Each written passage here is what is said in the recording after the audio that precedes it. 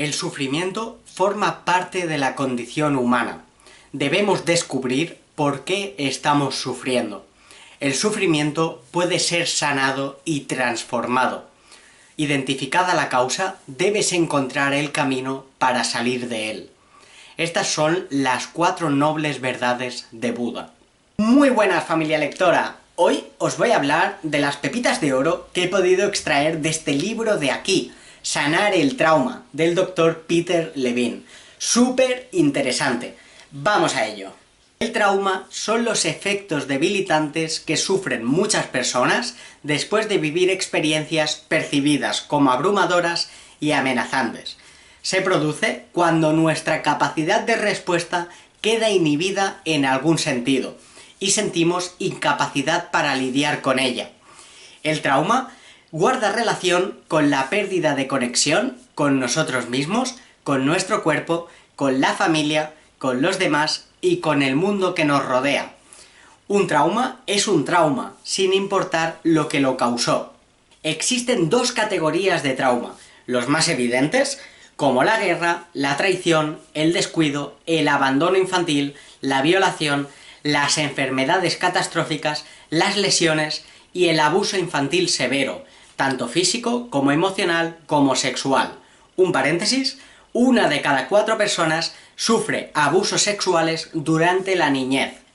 La segunda categoría de trauma son los menos evidentes, como los accidentes automovilísticos menores, sobre todo los que producen latigazo cervical. También otras caídas y lesiones menores, como caerse de una bicicleta. También los procedimientos médicos y dentales invasivos, sobre todo en niños que son sujetados o anestesiados, la inmovilización prolongada, los desastres naturales, como huracanes, tornados, terremotos, inundaciones e incendios. Las enfermedades como el envenenamiento accidental o la fiebre alta. También quedarse solo, sobre todo en bebés y niños. La exposición a calor y frío extremos y a altos ruidos repentinos, sobre todo en bebés y niños. Y por último, la tensión durante el nacimiento, tanto en madres como en bebés. Existen 3 niveles de síntomas del trauma. Empezamos por los primeros en manifestarse. Estos son los que producen hiperactivación. A nivel físico, los síntomas más comunes son tensión muscular, sudor, dificultad para respirar, aumento del ritmo cardíaco y cosquilleo. En cuanto al proceso mental, se caracteriza por pensamientos repetitivos, aceleración mental y una alta preocupación. La hiperactivación produce un estado de hipervigilancia, de alerta constante. Entre los primeros síntomas se encuentran las imágenes intrusivas y los recuerdos repentinos, una extrema sensibilidad a la luz o al sonido, respuestas exageradamente emocionales y sobresaltadas, cambios de humor abrupto, un sentimiento de vergüenza, falta de autoestima, dificultades para dormir, insomnio y una reducción de la capacidad de lidiar con el estrés. El segundo nivel de síntomas del trauma son los que producen opresión. Aquí actúa el sistema nervioso, hay una reducción de las percepciones, la respiración es alterada, hay un incremento en el tono muscular y un cambio en la postura. Hay un incremento en la eficiencia y en la fuerza. Imagina a una madre que ve a su hijo atrapado debajo de un coche. En ese momento hay una alta liberación de adrenalina y de cortisol en su cuerpo, lo que hace que tenga un incremento sustancial de la fuerza y pueda llegar a levantar el coche para salvar a su hijo o hija. Y el tercer nivel de síntomas del trauma son aquellos que producen disociación y negación. Aquí una parte del cuerpo es desconectada. Cuando hay una conexión entre la persona y el recuerdo traumático, se produce una desconexión con el cuerpo. Esta desconexión es representada en forma de dolor crónico. Hay 3 tipos de respuesta frente a una amenaza: la lucha, la huida y la congelación. Vamos a entrar a fondo en el tema de la congelación.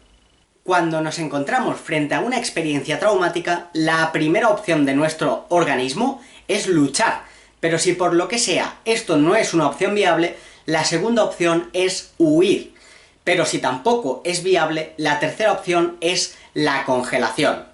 Aquí se generan unos sentimientos de indefensión, de inmovilidad y de congelación. Esta congelación no es una percepción, es completamente real. La congelación es la primera línea de defensa de todo el reino animal. Cuando la amenaza nos supera y no podemos huir ni luchar, nuestro cuerpo responde de esta manera. Y te lo voy a representar con un ejemplo muy gráfico para que lo puedas ver aplicado en la naturaleza animal. Imagina a un guepardo agazapado, con la mirada fija y sus músculos tensos, preparado para atacar a un veloz impala. Observas al elegante guepardo superar a su presa a más de 100 km por hora, y un instante antes de que el guepardo hunda sus zarpas en él, el impala cae al suelo. Es como si se hubiera rendido. Sin embargo, el impala no está muerto. Cabe la posibilidad de que no sea devorado inmediatamente. Puede que la madre guepardo arrastre a su presa detrás de un matorral, lo esconda, la presa aparentemente muerta, y el guepardo vaya a buscar a sus crías hambrientas, refugiadas en un escondite a cierta distancia. Mientras el guepardo se va, puede que el impala despierte de su estado de shock, tiemble y se agite para descargar esa energía congelada y después del proceso de normalización se ponga de pie sobre sus patas inestables, dé unos pequeños pasos vacilantes y salga corriendo como si nada hubiera ocurrido. El impala ha escapado de la muerte. El estado de congelación le permite al impala insensibilizarse, no sentir ni terror ni dolor, en caso de ser devorado en ese momento por el guepardo. A diferencia de los animales, las personas no somos capaces de transitar ese proceso de normalización tan rápidamente. Esa energía congelada se convierte en síntomas del trauma. Los animales, como no tienen cerebro racional, no piensan, solo actúan. En el segundo nivel de síntomas del trauma, los siguientes en aparecer, encontramos la amnesia, la tendencia a olvidar las cosas, las conductas adictivas, la desregulación de la actividad sexual, exagerada o disminuida, la automutilación, la pérdida de creencias sustentadoras, interpersonales, espirituales o religiosas, la crisis de valores, la incapacidad de amar, de cuidar o de vincularse a otros, la conducta de evitación, la sensación de quedarse en blanco, sufrir un sentimiento de desconexión y, por último, ataques de pánico, ansiedad y fobias. Y en el tercer y último nivel de síntomas del trauma tienen que ver los dolores de cabeza, las migrañas, los problemas de espalda y de cuello, la fibromialgia, el asma, la fatiga crónica, una reducción drástica de la energía física, problemas en el sistema inmunitario, una alta sensibilidad a las condiciones medioambientales, problemas endocrinos. Los síntomas se pueden reflejar en la enfermedad de colon espástico, el síndrome premenstrual severo o en sentimientos de aislamiento, desapego y alienación, teniendo una sensación de estar muerto en vida, de ser un muerto viviente. También se puede reflejar en una timidez excesiva, en respuestas emocionales amortiguadas y en la incapacidad de asumir compromisos. Por supuesto, el trauma también se puede transformar en cuadros depresivos y en sentimientos de desgracia inminentes. El libro ofrece 12 prácticas para conectar y poder sanar el trauma. Os voy a comentar las que más interesantes me han parecido. Para descubrir nuestras fronteras de la piel, propone la práctica del tapping, que consiste en, con la yema de los dedos, tapear, es decir, tocar, dar pequeños golpecitos en diferentes partes del cuerpo. Por ejemplo, darse golpecitos en la palma de la mano y decir: esta es la palma de mi mano, siento mi mano, me pertenece, forma parte de mi cuerpo, y así con diferentes partes del cuerpo. En segundo lugar, la práctica de la ducha. Para esta práctica necesitas un dispersor de agua regulable, y consiste en aplicar agua a diferentes presiones en diferentes partes del cuerpo, y decir lo mismo. Por ejemplo, estos son mis hombros, siento mis hombros, me pertenecen, forman parte de mi cuerpo, y así con las diferentes partes del cuerpo. En tercer lugar, la práctica de masajear y palpar los músculos de tu cuerpo y repetir: este es mi músculo, forma parte de mi cuerpo, me pertenece. De esta manera ganamos conciencia corporal y nos dice que los músculos son las segundas fronteras del cuerpo, donde se instalan las emociones y las sensaciones. La siguiente práctica que voy a compartir contigo es la de tomar tierra, y dentro de esta práctica hay varias subprácticas. Por ejemplo, la de la silla, que consiste en sentarse en una silla con los pies descalzos tocando el suelo y ser consciente de esa energía de la tierra que sube y recorre tu cuerpo. La siguiente subpráctica es la del animal, que la puedes realizar si tienes la oportunidad de compartir espacio y tiempo con un animal. Y esta consiste en tocar al animal, en poner tu oído, tu cabeza en su pecho, ya que los animales están completamente conectados con la naturaleza y con la tierra. El autor también nos habla de los recursos. Los recursos es aquello que nos produce bienestar físico, mental, emocional y espiritual. Y hay dos tipos de recursos: los evidentes y los ocultos. Pueden estar activos o olvidados. Pueden ser externos o internos, y nos permiten pendular de unos estados a otros.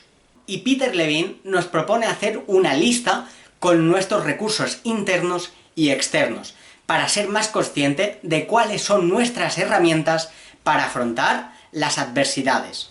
Algunos ejemplos de recursos externos son la naturaleza, los amigos, la familia, el deporte, la música o las actividades que nos produzcan placer. Algunos ejemplos de recursos internos son la fuerza, la inteligencia, la meditación u otras prácticas espirituales, la intuición, nuestro sistema nervioso, la agilidad o la resiliencia. Para acabar, nos habla de un concepto súper interesante. Se trata de la sensación sentida. Esa sensación física que experimentamos cambiante como un río. Nos propone la práctica del péndulo.